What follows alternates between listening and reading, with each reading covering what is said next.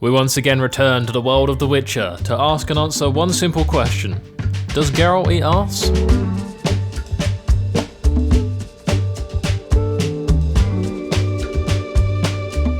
So, the search for Ciri is still on, and she's becoming more elusive than Madeleine McCann. However, a witch in the local village has apparently seen her, so I head over. In typical village fashion, Geralt is stared at and treated as an outsider due to how he looks. That's just how it goes though in village life. If your hair isn't natural, or your skin tone is darker than a warm ivory, these pensioners will look at you like you just shit on their flowers. Because Geralt isn't accepted in the village, no one will talk to him, so I've got to Assassin's Creed it up and do some eavesdropping. If there's two things that Ubisoft has taught me over the years, it's how to spy on people from rooftops, and how to cover up mass employee abuse. Geralt is getting on a bit in age though, so while his ability to nearly box jump this entire cottage is impressive, it's for sure a shortcut to keyhole surgery. Anyway, I find out this witch lives on the outskirts of the village, and when I arrive, it's clear I'm not the only one who wants her attention. Geralt does that cool guy thing where he folds his arms and kind of just waits ominously in the distance, while everyone else begs for the witch's attention. Without even forming an orderly queue. They all ask for mundane things like food because they're starving or quick fixes for their terminally ill children. Big Donnie's better step aside because the search for Ciri takes priority over all these things. Before we can even get a word in though, the witch is done socialising for the day, so she goes into the privacy of her own home, where Geralt obviously walks through the front door as he has about as many social cues as a League of Legends player. When I walk in the gaff though, she appears to have vanished.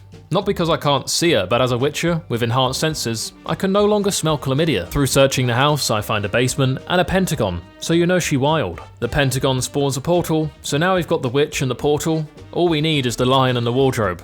God, that might actually be one of the worst jokes I've ever made. The portal takes us to some kind of beautiful cave surrounded by nature, where the witch is having a bath in the middle, presumably shaving, getting ready for Geralt to plough. What the fuck are these double standards though? She's not even startled at Geralt just staring her out in the bath, but when I set up a camera in my neighbour's bathroom, apparently it's a crime. It's not even like Geralt has the gay guy technicality card. This is just straight up unfair. Anyway, after more prolonged staring, we strike up a conversation with Keira, the witch, and it turns out she knows an elf who also is trying to find Ciri. Naturally, we pay him a little visit, and by pay him a visit, I mean venture deep into a decrepit cave because he's an elf and can't just live somewhere normal like the many cute cottages scattered across the land. Like, no, it's gotta be dangerous, hasn't it? It's gotta be filled with monsters. Why can't anything ever be simple in this game? So in we go, and there appears to be a few lads from the Wild Hunt already here, so despite Keira being understandably terrified, Geralt proceeds, as nothing turns a woman on, more than putting her life in danger. Contrary to the popular belief of British teenagers, it's not owning a Vauxhall Corsa. This is one of the less enjoyable quests in the game, so I'll speed things up for you guys. Basically, old matey elf was giving Ciri instructions through this entire cave where I would have to solve multiple puzzles and accidentally die by walking into stinky gas.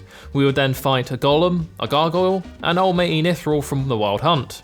The elf would warn Ciri about some witches in a place called Crookback Bog, so that would be next on the list of places to visit. During all this, Keira and Geralt really hit it off, so Keira invites us round to kick back and smoke a doob or craft some potions or whatever witches do in their free time. And while the offer is appreciated, we make the alpha play and tell her she's going to have to wait until after I visited Crookback Bog, because finding my daughter is slightly more important than getting laid right now. Geralt's really the kind of father figure we all needed growing up. Not knowing much about these ladies of the Crookback Bog, I read a little book to educate myself, and apparently, to find them, you need to bring a young, innocent child with you. That sure does sound like a rule that Jeffrey Epstein would have had to visit his island. Instead of bring your own booze or bring your own bong, it's bring your own kids. Due to having Witcher senses installed though, Geralt won't need to BYOK, and can instead follow this trail of candies which I'm sure totally aren't made out of human flesh. The bog actually turns out to be quite a nice place if you ignore the stench of the swamp, rundown houses, ominous church building in the middle, and disease-filled children. I'm not sure if these kids were intended to be endearing or something, but they all have Burnley accents, and if there's one thing I don't find endearing, it's a Burnley accent. An absolute 10 out of 10 could approach me and want to engage in intercourse, but if she's got a Burnley accent, then I'm gonna need her to equip some sort of ghost face voice changer while I'm slipping on the Crocs. We have a little chat with the kids for a bit, and what happens next might be Geralt at his most wholesome yet. Yeah, sure, we've seen him rescue a goat and help a woman reclaim her favourite but now he's agreed to play hide and seek with a bunch of orphans. While in theory for the kids, playing hide and seek with a mature white-haired male might seem like fun, in practice it's actually quite a bummer, as Geralt just uses his Witcher senses to find everyone. Man is so serious about finding Ciri, he can't even take a game of hide and seek with a bunch of kids who don't have parents in a non-competitive manner. So after absolutely wiping the floor with these kids, I wanted to find out a little bit more about what was actually going on here. I'd heard grumblings of a kid called Johnny, but every time they tried to speak of him, the Gran, who looked after the kids, would silence them. Naturally, to get more information out about Johnny, I work a situation where it's just me and one of the kids alone in the bedroom. Wait, I've seen this porn before. No, I'm not gonna make that joke. Apparently Big Donny Johnny has been cast out by Gran and now just chills in the swamps. He's also apparently seen a girl with ashen hair, which sure does sound like Ciri. I searched the swamp, eventually finding where Johnny is holed up, and he's really out here living that Bear Grylls lifestyle, surviving off the land, drinking his own piss. Turns out he's not even human as well. Dude straight up looks like the love child of Jesus Christ and an owl. Johnny is actually a godling, which I won't bother explaining, as if you get one tiny detail wrong, Witcher fans get very offended. So I'll leave it to the experts in the comments. He's lost his voice due to a curse, so I have to go claim it back from a bird's nest up the hill. I think the game intended for us to take a path up there, but with quads like Geralt's, he can scale any vertical obstacle that stands in his way. Honestly, this felt like more satisfying parkour than anything in the newer Assassin's Creed games. I find a jar in the bird's nest and give it to Johnny so he can reclaim his voice.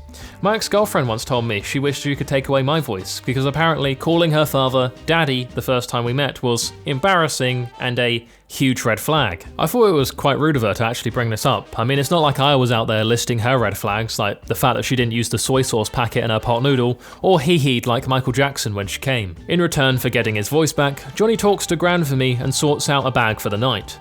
He also convinces her to let me talk to the crones, who are some type of witch ladies that live in the bog. I'm keeping that in there. I couldn't keep a straight face after saying that bag line, it just come off the dome. I don't actually get to meet the crones yet, but I do get to talk to them through Gran as they possess her or whatever the fuck this is. They confirm that they have indeed seen Ciri, but won't tell me anything until I sort out what's going on in the local village of Downwarren. Replaying The Witcher 3 has really made me realise it's basically an entire game of Preston Garvey telling you the settlers that need help, but instead of Preston it's random NPCs and instead of settlers it's finding Ciri. I pull up to the village and this dude tells me that something is killing off all the villagers, which in this day and age could really be anything. I mean, we're living in fictional 1272, where the simple common cold could wipe out an entire settlement. It's a good thing that nearly 800 years later, we're much better equipped for the breakout of a virus and totally wouldn't let it control the world for 2 years. So it turns out what's killing all the villagers is a tree that's been possessed by some kind of evil spirit. So I go have a word with Donny. The spirit ends up telling me it actually ended up like this because it once smoked a marijuana. This is what drugs do to you kids. It's never actually explained in this interaction, but due to reading lore, this tree is actually the mother of the 3 crones. They killed her and bound her soul to this hill forever, which sprouted a tree. Ultimately, you're left with this choice, to kill the spirit or free them. And it's one of the best showcases of a moral grey in a game that I've ever seen. There's no good or bad ending here, both have their ups and downs, it's just down to the player to choose what feels right for them. For this playthrough, I choose to free the spirit, as I feel being bound to a tree for life is a cruel fate even for those who are truly evil. Evil is also perspective. Where there is evil, there must be good. Sorry, that got way too serious for a moment, let me bring it back. What's your guys' favourite bird? Mine's actually a toucan. Toucan that's dick in your ass. For the spirit to actually be freed, it needs a being to possess, and apparently using a child is ethically wrong, so I grab a local horse. Honestly, this spirit's winning now. They're escaping the tree, and they have a 14-inch penis. It promises to free the children of the bog as repayment for this debt. I tell old matey that I have freed the tree spirit, and he's not best pleased I didn't just kill it, but hey, it's not my fault he was too much of a bitch to investigate it himself. The crones, however, do need payment for freeing this village of the terrible spirit, so, you know, I'm over here expecting some coin or maybe a foot massage and a bubble bath, but no. He just goes full-on Van Gogh and cuts his ear off. So I return to the bog with news of what's just transpired in the village and an ear in my pocket. And the crones finally reveal themselves. God, I really wish they hadn't. Have none of them ever heard of moisturizer, self-care, a good morning and night routine? I don't know. They ask Gran to come and collect the ear from me, and when she does, it all clicks for Geralt. This is Anna, the Baron's wife. She went to the crones to get rid of the baby, and now she must serve them. We also learn that the crones did indeed have an interaction with Ciri. Well, less of an interaction and more of a Hannibal Lecter type meeting. You see, due to her elven blood, apparently she's quite tasty. And I'd be lying if I said I'd never thought about eating Ciri, just maybe in a different way to what the crows intended. Luckily though, before being eaten, Ciri managed to escape from them out the window like all my dates, and not only evade them, but also the wild hunt. Obviously, attempting to eat Ciri is a pretty unforgivable sin, so Geralt's quite mad, but at the same time, one of them slaps their ass while walking away, so I'm getting mixed signals out here. So with all this new information learned, we return to the Baron himself and let him know that his wife is out with the crones. He wishes to storm the bog and attempt to get his wife back, but not without the help of Geralt, as let's be honest, he probably wouldn't succeed on his own. I tell him, yeah, alright mate, I'll join you, but just let me go to Novigrad first, as that is of utmost importance. And that is where we will head in the next episode. Thank you guys so much for watching, I really do appreciate it. If you want to see more Witcher, like I said, this is probably going to be a series running throughout the entire year, most of the year. There's going to be some more variety coming up, but don't worry, The Witcher 3 will return in due time. But I love making variety content and I can't just stick to one game. So don't worry, The Witcher 3 will return, variety content will return, and it will all be back to the natural order. Thank you guys for watching, and a big thank you as always to those of you who clicked the join button and become a member of the channel. It really does mean a lot. And I will see you all in the next one. Bye bye. I just want to give a massive shout out to my motherload Voiy Bois and above, Gerardo Cruz, Björn van den Hatter, TheGamerTeg, Zyfin Productions. Thank you guys for your support.